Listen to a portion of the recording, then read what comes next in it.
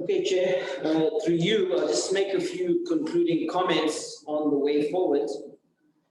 But just to take people back to the sort of beginnings and why COPAC initiated the Left Dialogue Forum.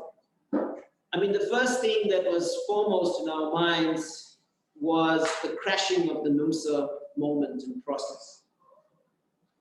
We shouldn't underestimate what that means. The NUMSA moment has really set the left back, given the direction it took into the dead end of dogma, an unreconstructed Marxism-Leninism. And many of us who had some role in that, not directly, but at least indirectly also through training NUMSA shop stewards and leaders, we reflected hard on that. And to think about the ground lost for the left. This was a major opportunity lost. And so that was one of the reasons why we felt that this Left Dialogue Forum was very, very important. The other reason we felt it was important was to keep alive a tradition of strategic perspective building and analysis.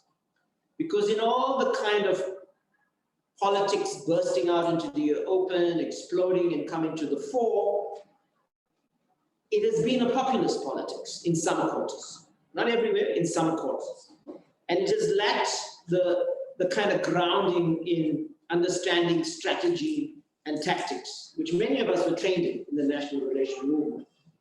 And so this has been another reason, is to keep that tradition alive so that we can build some kind of strategic approach and orientation. The third reason why we felt this Left Dialogue Forum was important is because the crises of capitalism are getting worse and worse and worse. It's not going to get better, comrades.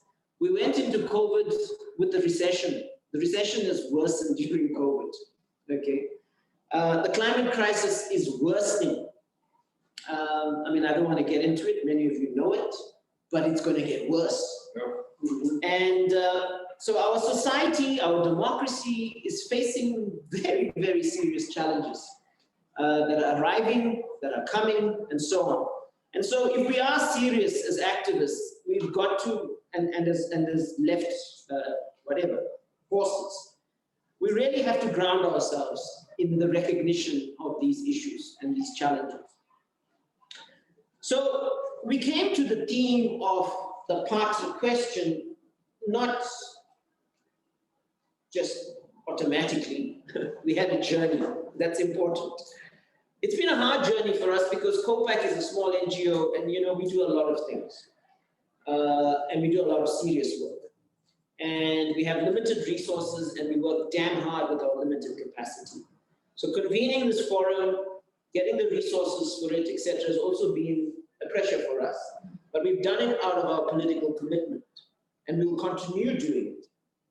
But I think the process over the past few years has really built a very, very important coherence, a culture of respect, of debate, rigorous debate and engagement, which is what we need on the left, so that we can figure these things out. Now, on this particular theme of the party question, I really think that we've done an amazing job together, collectively, as a collective intellectual. I mean, the think pieces that have been shared, the contributions that have been made have been immensely enriching. I don't know what others feel, but I really think that that's been striking about what's come through. Of course, it's not complete. I mean, there's many more cases we can study, and there's many more this we can do, and so on and so on, but we're not academics. So that's the other thing to this, okay? So I want to extract out four important themes that I think are very, very important. I think the first theme is the whole conjuncture of crisis. We've interrogated that theme not just over the past 2 dialogues, but it's featured throughout the past 4 years. And I really think that there's some rich insights from all of that we need to put together. Understanding the global, understanding the crisis of the neoliberal class project, understanding the systemic crisis tendencies of capitalism today, the rise of neo-fascism, the second coming of fascism, the threats to our democracy, the weakening of left and progressive forces, or rather the waxing and waning and the waxing and waning, because it's kind of off and on, right? We partly defeated, but sometimes we come back. So I think there's a great framing that needs to be done around that theme. And so I'm proposing that the COPAC team does a summary paper of that theme as a crucial thing. Sure, man, we're almost done. Yeah. As one of the outcomes for our next round of engagement. The second theme that has come out is the question of what role can a left party play in strengthening democracy with and for the people? Now, this is very, very different from, say, how the NUMSA process is approached this question, or even the Democratic Left Front, for example. I think the issue of just the thought experiment of how a left party could make proportional representation work differently in South Africa, how we can do a different accountability politics, a politics that enables forces from below to lead transformation, I think is a breakthrough in our conversation.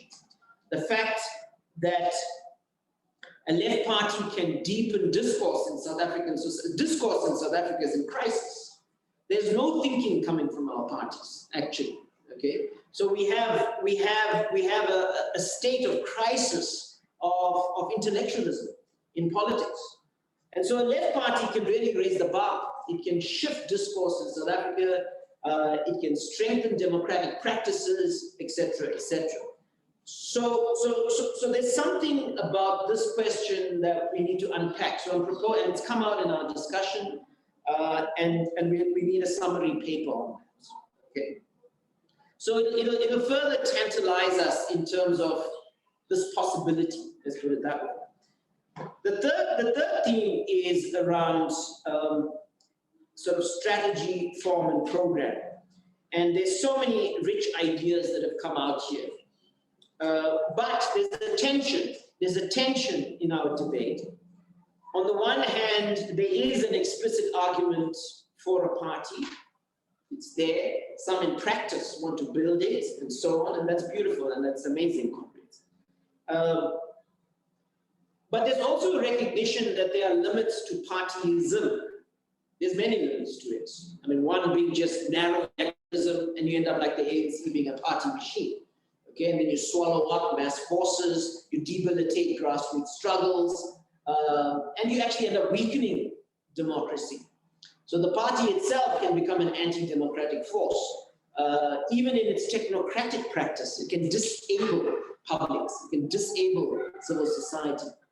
On the other hand, there's movementism, and there's a strong argument in our group, in our dialogue, that movements and accumulating mass forces and building those capacities are almost a necessary prerequisite or condition for a left party to emerge. Now that's a very strong argument, but it's an argument also that needs to also face the limits of movementism, which we've been talking about as well.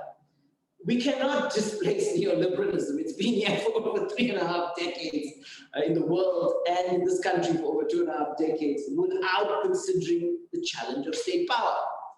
We cannot displace the minerals energy complex and the fossil fuel interests without considering state power. There are limits there. There are limits, okay? So movementism is important. The building of movements are important. But we again cannot think mechanically about this. Is there this mechanical two-stage approach, the movement and the party?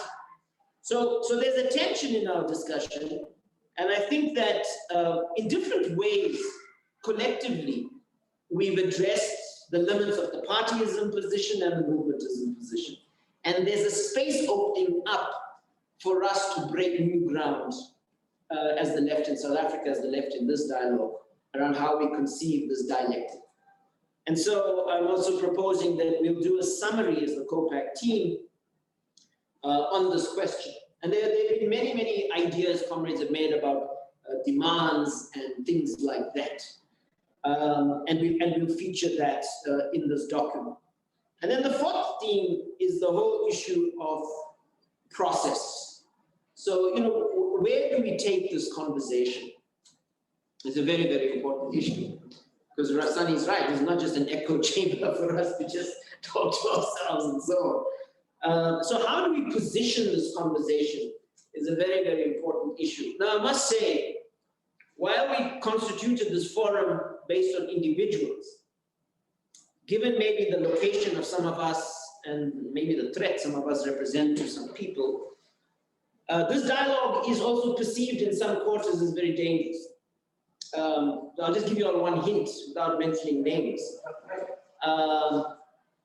Very senior leader of SAFTU, for example, informed me that there's a backlash if they participate in this forum, even as individuals, okay, particularly from the region. So there's a lot of sensitivities around this issue.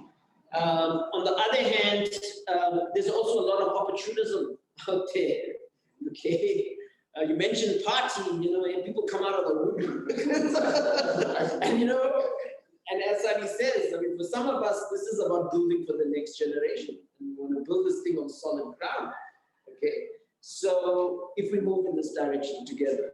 So there's also, of course, the ruling party. The ruling party has instincts. It understands it's in a corner and so on, and its allies know. So we've got to be very, very careful how we do this.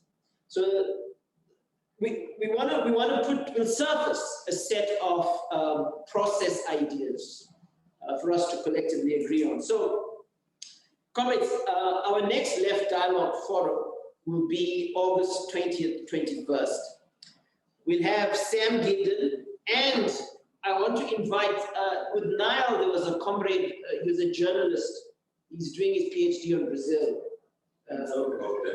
Ben, I want to invite him to be on that panel with Sam to reflect on the PT experience as well. So because Sam's book and Leo's book is largely global north, which is fine, but I think we need the Brazilian. The Brazilian PT was a breakthrough in the party movement form. It was an innovation. And of course, it was an attempt in the global south. It was one of the largest mass left parties in the global south. And we need to learn from that experience as well. But then we'll also then present these summary documents, and we'll workshop them together in the next forum. So again, COPAC team will step up, we'll do some of the mining of the debates and the discussions, we'll extract things, but we'll workshop those 4 documents together over the day and a half and see where we come to in terms of finalizing a consensus and then working out the next steps together. One idea, and I'm not saying this is the way forward, but one idea is that we convene a dialogue of very selective forces in the new year, next year, but based on a consensus position that we reach. And here I'm talking about a broad array of forces, not just narrow dogmatic left, actually not those ones, but actually people who are out there who would embrace this idea, this conversation in a constructive way and move it forward. I think that's the idea. So I don't want to call it a conscience of the left because that conjures up all kinds of things, but maybe a convergence of potential allies and so on. And we will need to raise the money for that in the COPAC space so that this dialogue goes further. There's also a track around opening up a public debate in South Africa. We're not ready for a public debate in South Africa, if that's where we want to go. I don't know if we want to go. But I'm just saying that this intellectual journey has been very rich. We're reaching a point of consensus. We can clinch that together the next time we meet and finalize it together and then decide on where we take this. Thank you, comrades. Thank you for your time.